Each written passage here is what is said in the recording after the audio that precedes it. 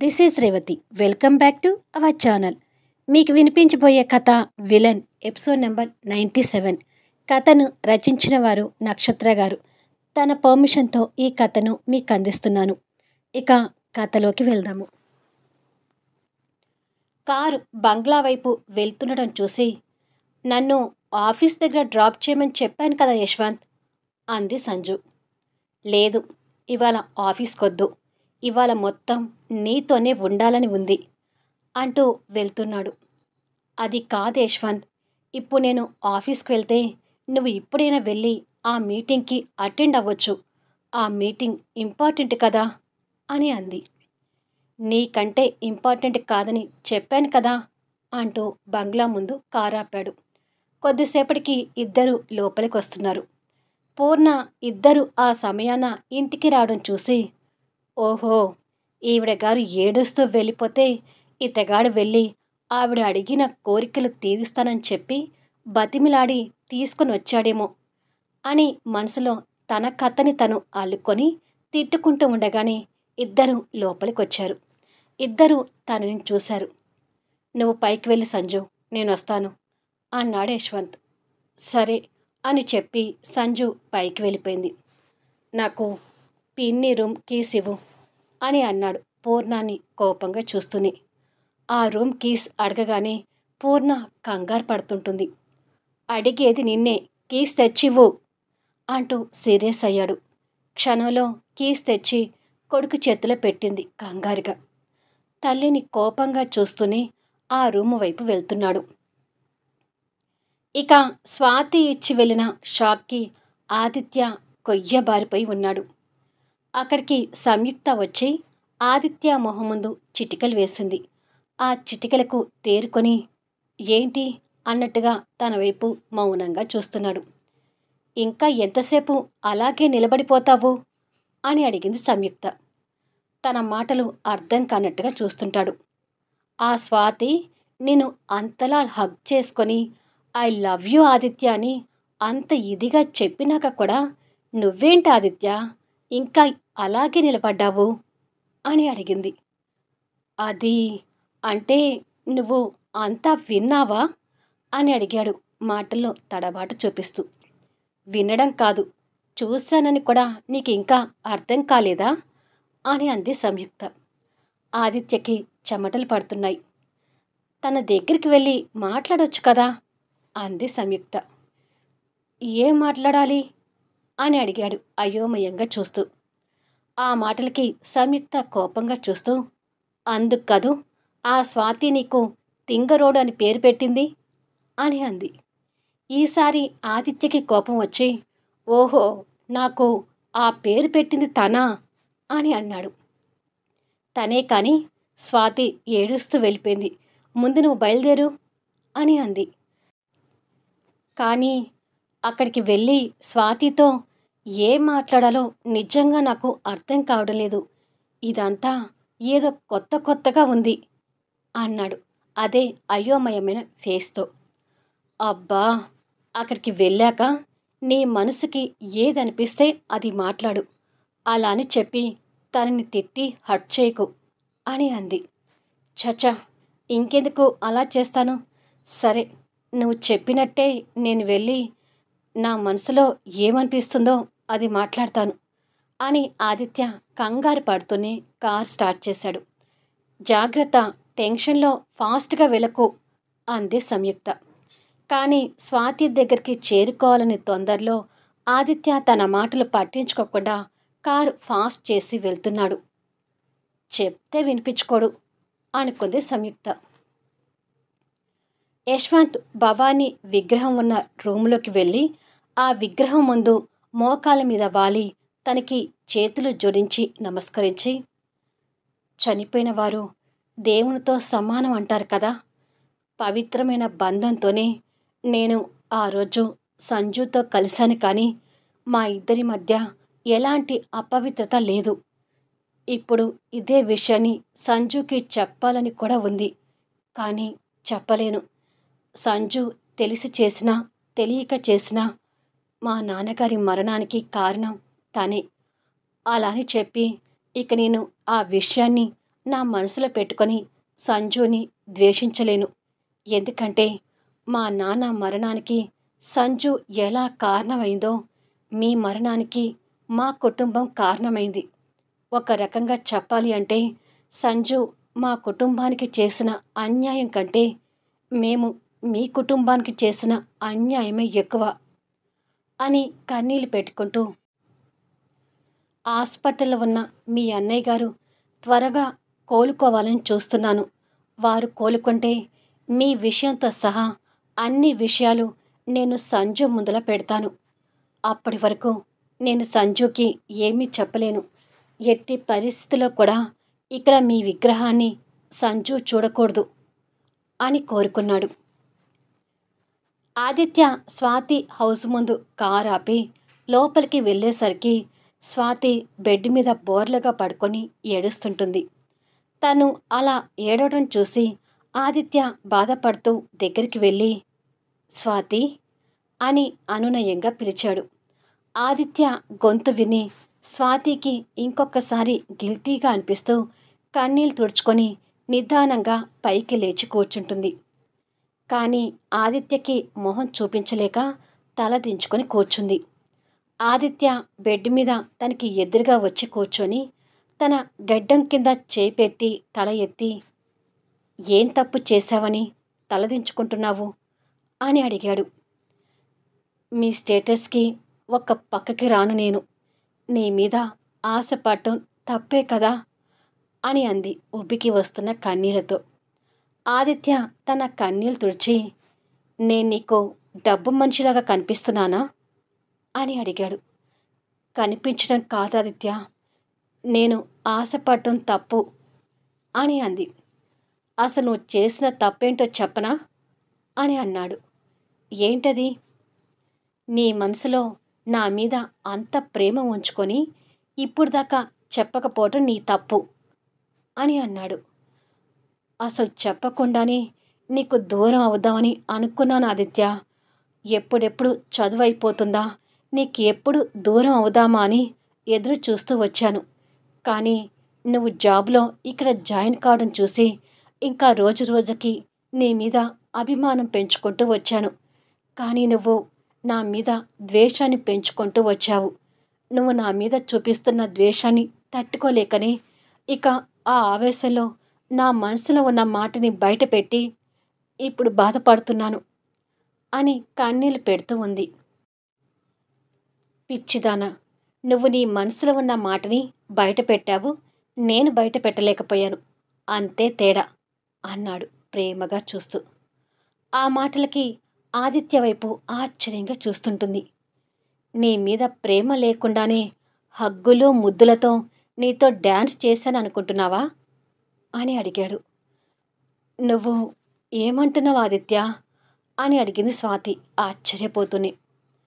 నువ్వు ఎలా అయితే తొలి పరిచయంలోనే నన్ను ఇష్టపడ్డావో నేను కూడా అలాగే నిన్ను ఇష్టపడ్డాను అన్నాడు. ఆ మాటలకు స్వాతి షాకింగ్లా చూస్తుంటుంది. ఐ లవ్ యూ స్వాతి అన్నాడు హార్ట్ఫుల్గా. కానీ స్వాతి ఇంకా ఆదిత్య ధనవంతుల అబ్బాయి అనే భేదంతో కంగారు పడుతుంటుంది.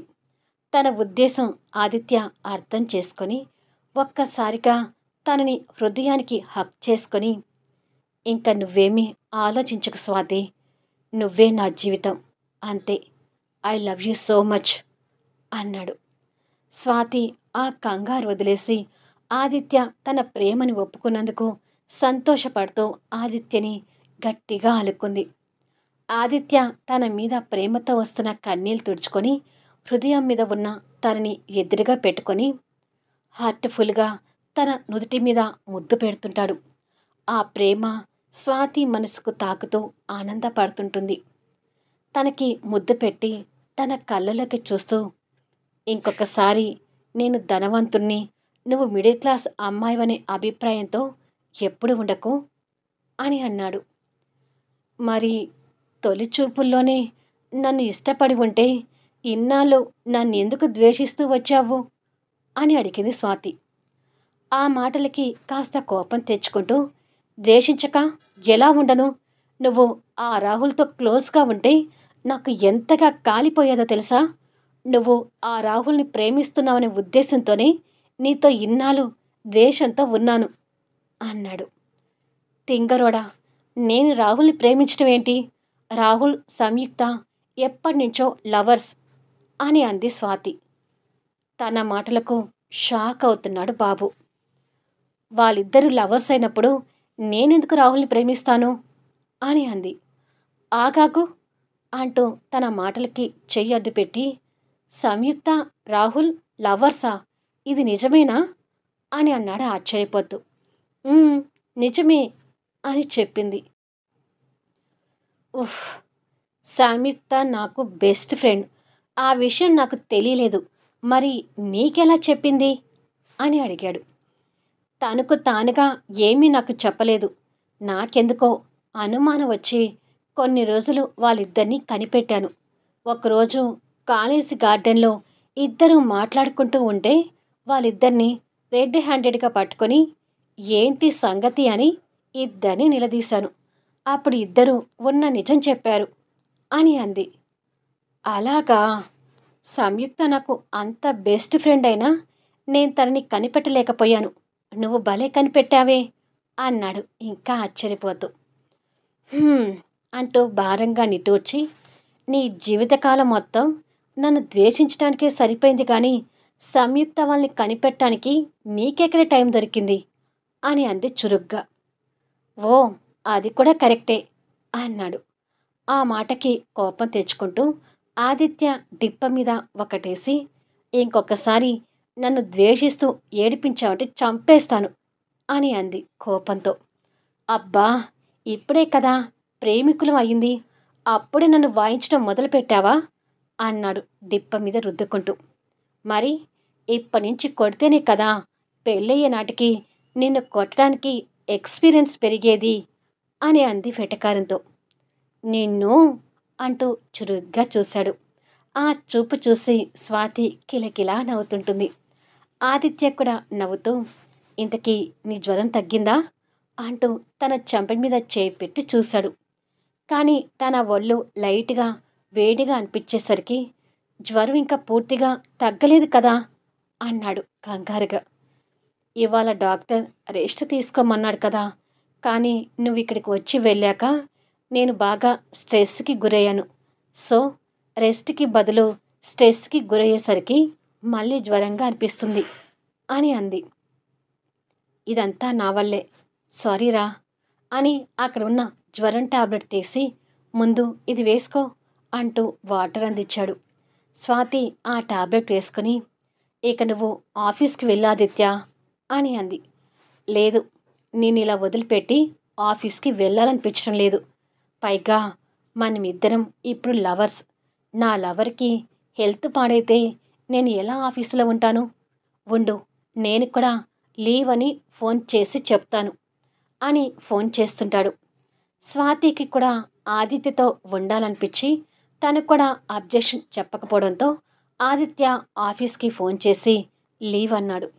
తర్వాత అలసటగా కనిపిస్తున్న తనని ఒడిలోకి తీసుకుని పడుకోబెట్టుకొని తన చేతిలో చెయ్యి కలిపి పట్టుకొని మరో చేత్తో తన తల నిమురుతూ ఆరాధనగా తనకి కబుర్లు చెప్తూ ఉండిపోయాడు.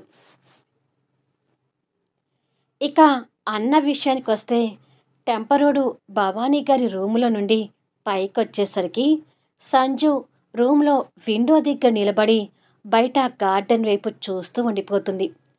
తనని చూసి నవ్వుతూ చిన్నప్పుడు తనతో ఆడుకోవటం గుర్తు తెచ్చుకుంటూ తన దగ్గరికి వస్తుంటాడు. యశ్వంత్ అడుగు చప్పుడులు వినపడుతున్నా సంజు మాత్రం ఆ గార్డెన్ వైపే చూస్తూ ఉండిపోయింది. తను అంత పరధ్యానంగా ఉండటం చూస్తూనే యశ్వంత్ తన దగ్గరికి వచ్చి రొమాంటిక్గా నవ్వుతూ తనని తాకకుండా తన మెడ మీద ముద్దు పెట్టాడు. ఆ ముద్దుకి సంజు ఒక్కసారిగా ఉలిక్కిపడి ఆ గార్డెన్ వైపు నుంచి చూపులు తిప్పి యశ్వంత్ వైపు చురుగ్గా చూసింది. యశ్వంత్ నడుము మీద ఉన్న తన చీర పొరల నుంచి చేతులు పోనిచ్చి తన నడుము చుట్టుకొని, ఏంటి, నేను లోపలికి వచ్చింది కూడా చూసుకున్నంత పరధ్యానంలో ఉన్నావు అని అడిగాడు. సంజు యశ్వంత్ చేతుల మీదుగా చేతులు పెట్టి, ఆ గార్డెన్ వైపు చూస్తుంటే ఎప్పుడో ఆ గార్డెన్లో నేను ఎవరితోనో ఆడుకున్నట్టుగా అప్పుడప్పుడు అనిపిస్తుంటుంది యశ్వంత్ అని అంది. తన మాటలకు ఒక్కసారిగా కంగారు పడుతూ తన నడుము చుట్టూ అల్లుకున్న చేతుల్ని దెబ్బకు తీశాడు. సడన్గా యశ్వంత్ అలా చేసేసరికి పూర్తిగా వెనక్కి తిరిగి ఏమైంది యశ్వంత్ అని అడిగింది. అది ఇప్పుడు నువ్వు ఏమన్నావు అని అన్నాడు తడబడుతూ. అదే యశ్వంత్, ఎప్పుడో నేను ఈ బంగ్లాకి వచ్చినట్టు ఆ గార్డెన్లో ఎవరితోనో ఆడుకున్నట్టుగా అనిపిస్తుంటుంది అని అంది. అమ్మో! సంజుకి ఆ జ్ఞాపకాలు అస్సలు గుర్తుకు రాకూడదు. తనని ఎలాగైనా ఆ జ్ఞాపకాల నుంచి డైవర్ట్ చేయాలి అని మనసులో అనుకొని, అలా ఎలా అనిపిస్తుంది? నువ్వసలు ఈ బంగ్లాకి వచ్చే ఛాన్స్ లేదు కదా! ఇక్కడికి వచ్చే ఛాన్స్ లేదంటే ఇక గార్డెన్‌లో ఆడుకునే ఛాన్స్ ఎందుకుంటుంది? అది కూడా ఎవరితోనో ఆడుకోవడమా? No chance. అదంతా నీ భ్రమ మాత్రమే అని అన్నాడు తడబడుతూ. అంతేనా? అని అంది ఇంకా ఆలోచిస్తూ. ఏంటి ఇంకా ఆలోచిస్తున్నావు? అసలు నన్ను ఫస్ట్ చూసింది ఆ ఫామ్ హౌస్‌లోనే కదా! మరిక అలాంటప్పుడు ఇక్కడికి ఎలా వస్తావు? అని అన్నాడు. అది కూడా నిజమే. కానీ అంటూ ఇంకా ఆలోచిస్తుండగా ఒక్కసారిగా తనని మీదకి గుంజుకొని ఆపరాగా తన పెదవులందుకొని కిస్ చేస్తుంటాడు.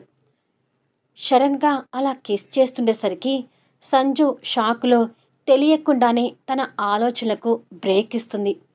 ఆ విషయం యశ్వంత్ కూడా అర్థమై అమ్మయ్యా అని మనసులో అనుకొని లాలిపాప్లా తన పెదవులను చుంబిస్తూ ఉన్నాడు. సంజు చిన్ననాటి స్నేహితురాలని తెలిసిన యశ్వంత్కి ఆటోమేటిక్గా తన మీద ప్రేమ ఇంకా పెరిగిపోయేసరికి ఎప్పుడు పెట్టే ఆ ముద్దు కన్నా ఇంకా పెదవుల కలయిక మధురంగా అనిపిస్తూ తన నడుము చుట్టూ చేతులు వేసి దగ్గరికి హత్తుకుంటూ ఉన్నాడు. కొద్దిసేపటికి సంజు కింద పెదవి మీద మునిపంటితో లైట్గా స్వీట్ బైట్ ఇచ్చి నిదానంగా తన పెదవులను వదిలాడు. అబ్బా! ఏంటి యశ్వంత్ ఇది? నువ్వు ఎప్పుడు కిస్ చేస్తావో తెలియకుండా పోతుంది అని అంది సంజు పెదవుల్ని తుడుచుకుంటూ. నాకు ఎప్పుడు నీకు కిస్ పెట్టాలనిపిస్తే అప్పుడు పెడతాను అంటూ తనని ఎత్తుకొని బెడ్ దగ్గరికి తీసుకెళ్తుంటాడు. అబ్బబ్బా! నీలో రాను రాను రొమాంటిక్ వేషాలు బాగా ఎక్కువైపోతున్నాయి అంటూ యశ్వంత్ మెడ చుట్టూ చేతులు వేసి సపోర్ట్గా అలుకుంది. తప్పదు, నా రొమాంటిక్ వేషాలు నువ్వు భరించాల్సిందే అని తన్ని జాగ్రత్తగా బెడ్ మీద పడుకోబెట్టి తన పక్కన పడుకున్నాడు. ఏంటి యశ్వంత్ ఇది? ఇద్దరం ఆఫీస్కి వెళ్లకుండా ఇలా ఉండిపోయాము అని అంది. అంతా నీ వల్లే కదా! నువ్వు మామూలుగా ఉంటే మనం రోజులాగానే మన డ్యూటీకి మనం వెళ్ళిపోయేవాళ్ళం అని అన్నాడు. మనిద్దరి మధ్య ఆ చిన్న వాదన జరగకుండా ఉండాల్సింది అని అంది సంజు యశ్వంత్ ఛాతీ మీద తలపెట్టి పడుకుంటూ. తన భుజం చుట్టూ చేవేసి హత్తుకొని, ఈ వాదన జరగటం మంచిదైంది. ఈ వాదన వల్లే నువ్వు నా చిన్ననాటి స్నేహితురాలివని భవాని పిన్ని మీ మేనత్తని తెలిసింది అని మనసులో అనుకున్నాడు. నాతో మాట్లాడకుండా ఏం ఆలోచిస్తున్నావు యశ్వంత్ అని అంది. ఏమీ లేదు అని తన నుదిటిన ప్రేమగా ముద్దు పెట్టుకొని, ఇవాళంతా నీతో ఇలాగే టైం స్పెండ్ చేయాలని ఉంది అని అన్నాడు. అన్నాదమ్ములు అలా కోరుకున్న అమ్మాయిలతో టైం స్పెండ్ చేస్తుంటే పాపం దివ్య మాత్రం ఒంటరిగా రూమ్లో కూర్చొని, అయ్యో అన్నయ్య ఇవాళ ఇంట్లో ఉన్నాడు, అన్నయ్య ఇంట్లో ఉంటే ఇవాళ అభిని కలవడానికి కుదరదు అని టెన్షన్ పడుతుంటుంది. మళ్ళీ నెక్స్ట్ వీడియోలో కలుద్దాం. కథ నచ్చితే దయచేసి లైక్ చేయండి, కామెంట్ షేర్ చేయండి, సబ్స్క్రైబ్ చేసుకొని ఛానల్ షేర్ చేస్తూ సపోర్ట్ చేయండి. Thanks for listening.